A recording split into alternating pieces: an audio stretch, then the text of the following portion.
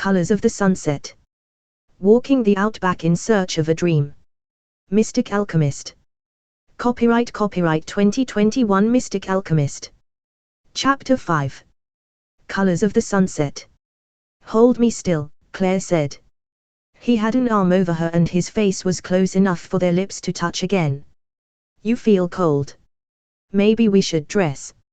You'll keep me warm, anyhow I want to keep feeling your body against mine. He kissed her again, even though his lips smelled strongly of her, she didn't mention. Can we sit up to watch the sunset, she said. I want to see it like this one last time. Let me move the blanket back so we can lean against the back of the cab. It was not easy, she had to get up while he dragged the blanket up so half of it was up the cab, then he sat down, leaning against the cab. Sit on me, he said. You're not too heavy. She seemed to like the idea, quickly getting into position, her legs over his and her back pressed into his front, leaving her head a little to the side of his face while he pulled the side of the blanket across them both. Hold my breast, she whispered. Claire took up holding the blanket tight, leaving him both hands to wrap around her, one hand across her breast, the other her waist. Feeling her squirm her bottom even closer into his lap and her back meld into his chest. An earlobe was close to his lips, giving him something to lick and worry. You've made me feel like a woman again, Claire whispered. He gently massaged her breast, imagining he was feeling more than was in his hand. I always felt a woman's true calling in life was to be held in the arms of her man. I can't disagree with that, he said. Although I'm sure most younger women would have other thoughts. Head filled with silly ideas given them by women that have never known true love. They won't realize until it's too late and they're alone and wondering where life went. Look there. See the sun on the water. See how the waves seem to make the sunlight tear. He looked over the clearing to the distant vista of the city on the plain below. Then the coast, extending to the horizon, and barely above it, a thin line of distant cloud with the sun hanging just over the cloud, its light slowly turning yellow as it slid further down toward the sea. I once saw the sunset in the northwest, Claire said distantly. The sun seemed almost red then and the sea a perfectly smooth aqua-green pool. It was as though we were seeing two suns slowly edging themselves together, and when they joined and slid below the world, the sky still held the sun's fire for minutes. They said it was the reflection or refraction or something, but I felt it was the sun so proud of the display it had given, it wanted to give one last encore. Broom, he said. I felt I could have happily lived there.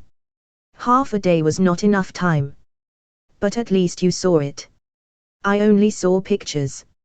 He rubbed his cheek against hers and kissed her earlobe again. I'll never forget, she said, and he wondered if she was talking about the sun or him. Tropical sunsets are the best of all.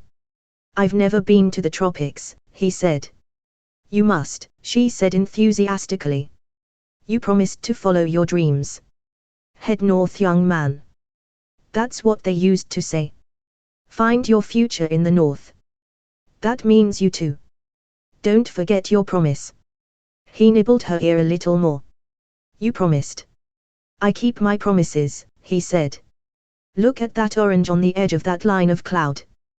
That was the color of my favorite hair ribbon when I was so young. I had to wear it, even if it didn't suit, just because it was my favorite. My mother told me later how much she hated that ribbon. See it change now. More red than orange. I had a dress that color at school. Everyone said it was too bright for school, but I liked it. It reminded me of happiness whenever I wore it, and who doesn't want happiness? Hard to picture you in ribbons, he said. And you in shorts.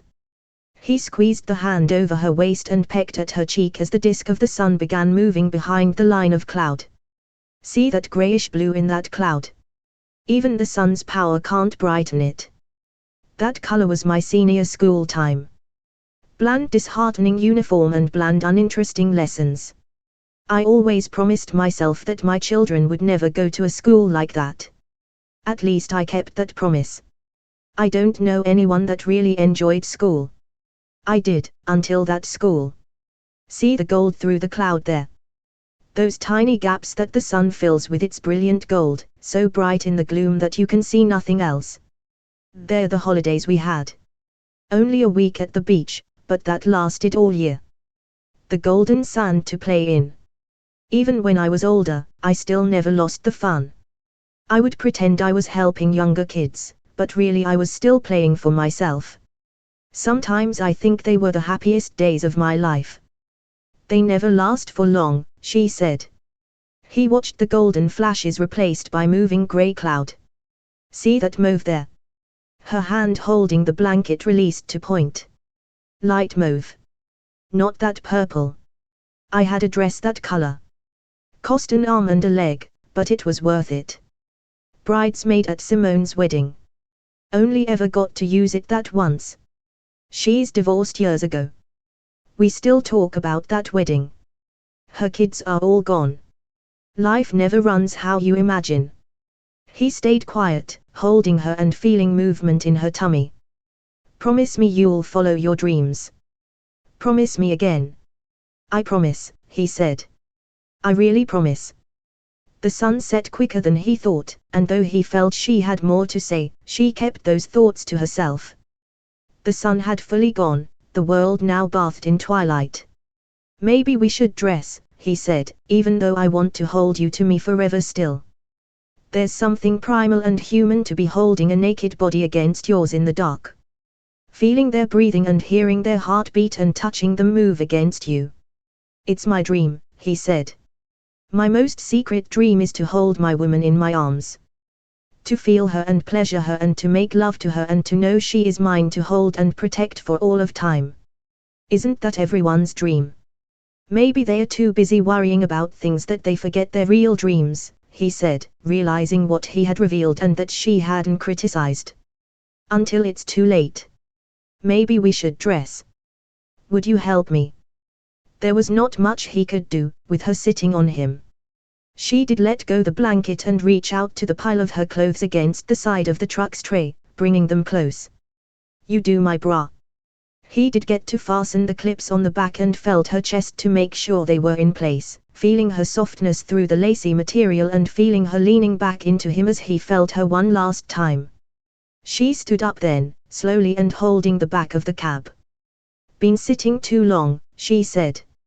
He stayed lying while she used his shoulder for support to slide her panties up and make them comfortable. We can never be the same, she said when she saw him watching her closely. Once you have been intimate, the world is never the same. I've given you a small piece of me, he said. Something that can never be taken away and never forgotten. And I accept your gift and I will treasure it inside me for all my time, she said. All I can offer you is memories and a promise. She was bending looking for her top. I should have brought a coat. So many things I should have brought, he said. But we didn't need things. We only needed each other. He made the effort to stand, his legs protesting for lying on her for so long, but he said nothing and dressed, seeing her struggling to get her shoes on. Without asking, he squatted and took over the job, holding her left shoe for her foot to worm itself into. I'll get the truck's engine running next to warm up the heater, then I'll carry you to your chariot. You just want to feel my bottom, she said. Haven't you felt enough already? A man never gets tired of feeling his woman's bottom, he said.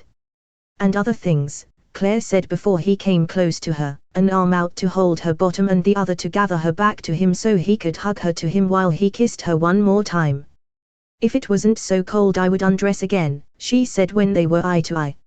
And I would love you all night, he said. Instead he let his arms from around her and made a quick dash from the tray of the truck to the driver's door and started the motor and turned the lights on. Until then he hadn't realized how dark it really was. I'll get your door ready, he said as he raced around to the passenger side to leave that door wide open. Claire was close to the rear of the tray, ready for him. Can you hold me over your shoulder? Pretend I'm a naughty girl and you're carrying me away. I'll try, he said, thinking it might not be the best idea really. You'll need to help me with your arms around my neck. I'll need my arms to wave and wail, she said. And I'll need your arms to hang on to in case I drop you, he said. Oh, you spoil the fun. But she reached out toward him, her arms out, and he leant in, his hands positioned to grab her bottom. I'm such a naughty girl, she said as he felt her weight against him and her arms locked around his neck. His hand felt perfectly at home holding her bottom, and he was surprised to find he could hold her easily. Can I cry out now, she said. Only when I drop you, he said, but he really felt he had plenty of strength to carry her to the truck door. He was more worried about tripping in the darkness. This is so much fun, she said as he walked around the back of the truck. We should have done this naked. I might have got too excited and we wouldn't have gone very far at all. But I would have liked it. I still do, he said. But I haven't worked how to get you from here into the seat. I have, she said. You put me down and leave me with my body leaning over the seat and my bottom out. That's not getting you into the seat. But you've got enough strength to love me one more time. Quick and urgent, like young lovers. Leave a little more of you inside me. Leave me with the thrill of the naughty. It feels a little impersonal, not seeing your face. Imagine I'm a teenager again. Make love to me and imagine I am the most beautiful woman in the world. Of course he couldn't refuse. And in that moment, she was. The truck heater was hot when he turned it on, the warmth filling the cab instantly. That was so naughty, and we kept our clothes on, she said, now looking like a prisoner locked in her belted seat.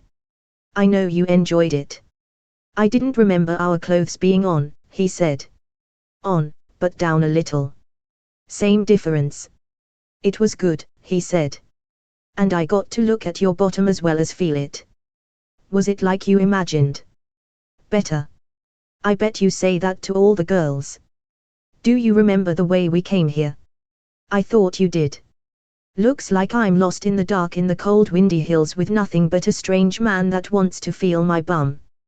Put like that, I better try to rescue you from that fate as quick as I can. He really was unsure of the way. Everything seemed different in the dark, and the headlights only illuminated a small area ahead. That's the way, she said, truly sounding like a schoolgirl. Turn left at the end of this track. Without anything to look at apart from the road ahead, the narrow hillside road seemed less threatening until a couple of oncoming cars made the road seem too narrow to pass through.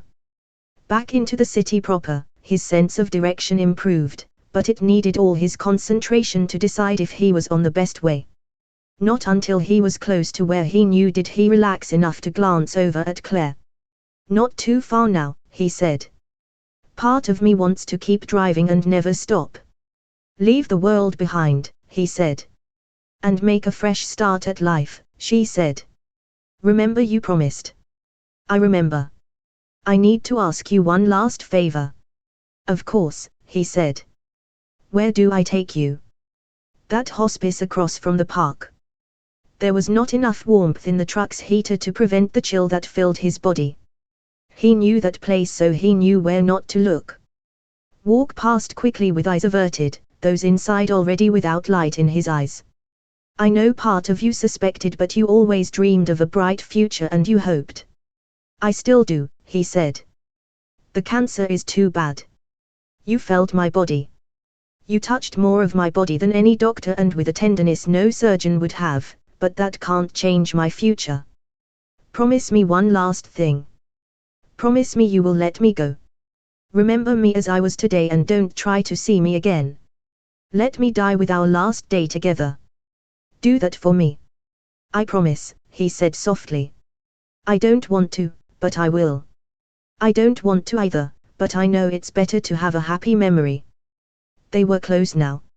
He'd never been to the hospice, but he knew exactly where it was. Through that loop. Stop by the door and they will come and get me. I can take you in. Remember me here. Promise. I promise. The entrance was narrow, and he worried about the truck in the night. Slowly and carefully he drove forward, a high shelter over the wide glass doors, the shelter brightly lit matching the space beyond the doors. Remember our promises, and remember that if things were different I would not be letting you get away. Looking over at her, he saw two white-caped people bursting through the doors, one pushing a wheelchair and making straight for the passenger door of the truck. "Goodbye, my love," she said. He was finding it hard to answer, his throat so tight the words wouldn't come properly. "I love you," he managed to croak, but his sight was blurring and one of the attendants was opening the door and saying, "Miss Edwards, you are so late, you missed dinner."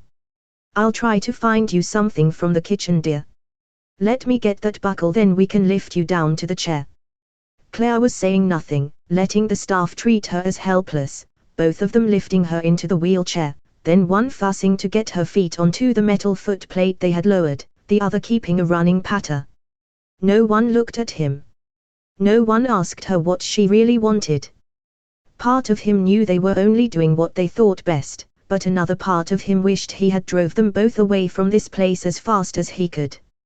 He watched Claire sitting in the chair, silent and her eyes straight ahead as though she was already dead and simply going through the motions of being alive to please the attendants.